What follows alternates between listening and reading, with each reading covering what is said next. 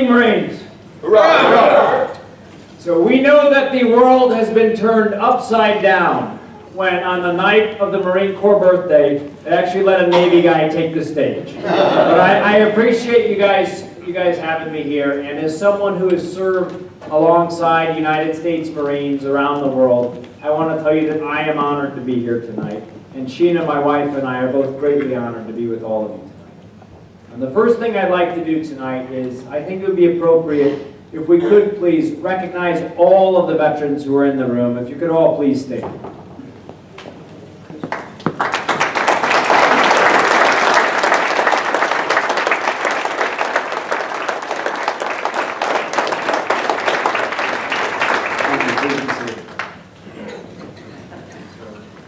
On March 28, 2007, I was serving in Iraq as a commander of an Al-Qaeda targeting cell. My unit's mission was to capture mid to senior level Al-Qaeda leaders in and around the city of Fallujah, Iraq. My team had been on an operation until about 2 o'clock that morning, and at 6 o'clock that morning, first mortar round landed outside of our position.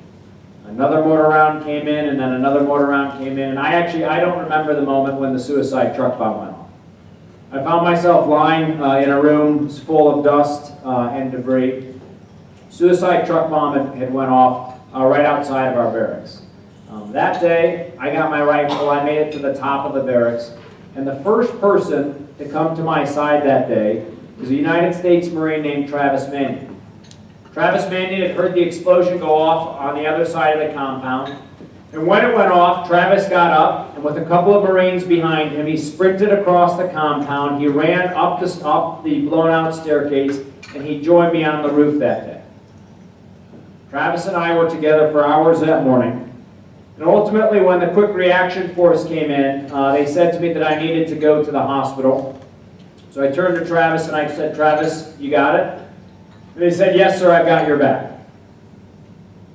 And that was the last thing I heard from Travis Mannion, because a couple of weeks later, Travis died defending his fellow Marines. When I came home, I went to visit with Travis's parents. When I was talking with them, they told me that Travis's brother-in-law, a couple of weeks before his deployment, had been joking with Travis and had said to him, "Hey, Trav, you don't really need to go on this deployment. Can't somebody else go instead of you?" And Travis turned to his brother-in-law and he said simply, "If not me, then who? If not me, then who?" And I admire every one of you who took an oath to defend our country and to defend our Constitution. And you should have, and we must have, a grateful nation, where Americans every night say a prayer of thanks for the United States Marine Corps and all that the men and women of the Marine Corps do for us.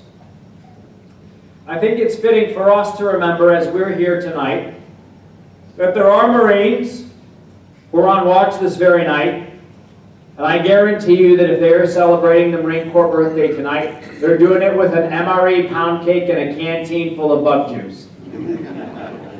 But they're figuring out a way to celebrate the traditions and the values of the Marine Corps. I also believe very strongly that if you want to find the toughest, the most disciplined, the most courageous people in the country, if you want to find the most dedicated, the most determined, the most honorable people in the country, then you should look no farther than the mothers of United States Marines. And I think it's actually fitting. It's fitting that all of us, and I would ask all of you, my Marines and fellow veterans, I think we should thank those, our mothers and fathers, our husbands and wives, our brothers and sisters, our children, who hold down the home front and make our missions possible. We thank all of you who support Marines every day.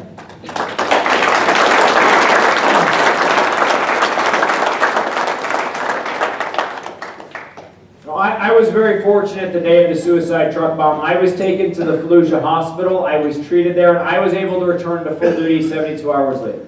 A lot of my friends were hurt far worse than I was. Marine Corps Lieutenant Colonel Joe Perdue, who was standing right next to me, Joe was hurt far worse. He ended up having a severe head injury, and he was casualty evacuated all the way back to the United States. When I came home, I went to visit Joel, and I also went to Bethesda, to the Naval Hospital, to visit with some recently returned wounded Marines. I know that many of you have done the same thing. You walk into one of those hospital rooms, and we are talking with fine young American men and women, often 19, 20, 21 years old. I asked everybody who was there a little bit about their units, about their deployments. We joked with each other a little bit about our different hometowns. And then I said to each one, I said, tell me, what do you want to do when you recover? And every single one of them said to me, I want to return to my unit. They all said, I want to return to my unit. Now, the harsh reality was for some of the men and women I was seeing that day that they were not going to be able to return to their unit, certainly not right away. One guy had lost both of his legs, another lost use of his right arm, part of his right lung, another lost a good part of his hearing. When I said to him, I said, well, tell me, if you can't return to your unit right away, tell me what else you'd like to do. Every single one of them told me that they wanted to find a way to continue to serve our country, continue to be part of a team, to continue to live a purposeful life. They didn't necessarily use the word team or service or purpose. One guy just said, you know, I had kind of a rough childhood growing up before I joined the Marine Corps. I'd like to see maybe there's some way I could go home, become a football coach or a mentor. Another guy said, you know, my dad and I have been talking, I've been thinking maybe I could go home, find a way to become a teacher. Another one said, you know, I've been thinking maybe I could go home, find a way to get involved in law enforcement. It was very clear to me that day was that as I was walking through, that I was just one of a long string of visitors to see all of these men and women, to say to them, thank you. Thank you for your service, thank you for your sacrifice. And it was clear to me that they appreciated that. That meant a lot to them when people came in to say thank you. But it was also clear to me that in addition to hearing thank you, what they also had to hear and what they deserved to hear is we still need you. That when our Marines come home, we see them as assets to our country who can continue to serve. And so when I left the hospital that day, I donated my combat pay from Iraq. 2 friends put their disability check money in to start an organization called The Mission Continues. What we do at The Mission Continues is we work with thousands of veterans around the country, helping them to come back home and to find ways to live lives of purpose and dignity and meaning here at home.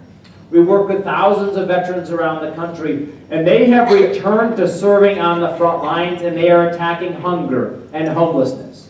They are providing disaster relief after tornadoes and hurricanes. They are providing mentors to young people who need them. And as they go out and they continue to serve, they have all come and they have continued to build a sense of purpose and to continue to build for all of us a stronger country.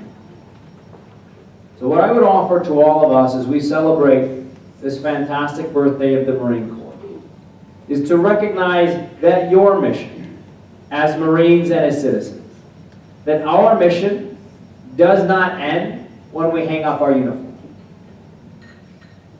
And that today, the country needs us more than ever. At a time when people are riven by division, let them see a United States Marine Corps where everyone comes together to serve a common mission. At a time when people are divided and uncertain in the face of challenges at home and abroad, let them see Marines who all come together to serve a purpose that is larger than ourselves. In a time of doubt, let them see your commitment. In a time of fear, let them see your courage.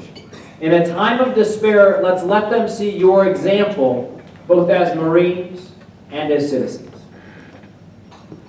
You know, when we were on the way down here, Sheena and I were talking, and she asked me about the Eagle, Globe, and Anchor. And I explained that this is something that's not issued, it is earned by United States Marines. And you might ask yourself, we might ask ourselves tonight, well, how much is an Eagle, Globe, and Anchor worth? You can go to the store and you can buy one for $8.99. But of course, the value of the Eagle, Globe, and Anchor is not something that can be determined or measured in dollars alone. It is worth the sum total of all of the actions of all of the men and women who have served in the United States Marine Corps now for 240 years. Your courage gives it value. Your dedication gives it value. Your service gives it value. Your sacrifice gives it value. And tonight, as we rededicate ourselves to our mission, I think that we can honor the memory of all of those Marines who have passed by making sure that their values live on. And if we commit ourselves to doing that tonight, then this will truly be a great celebration of everything that is strong and proud in the United States Marine Corps. Tonight, I am honored to be with you. God bless you. God bless the United States Marine Corps. And Semper Fi.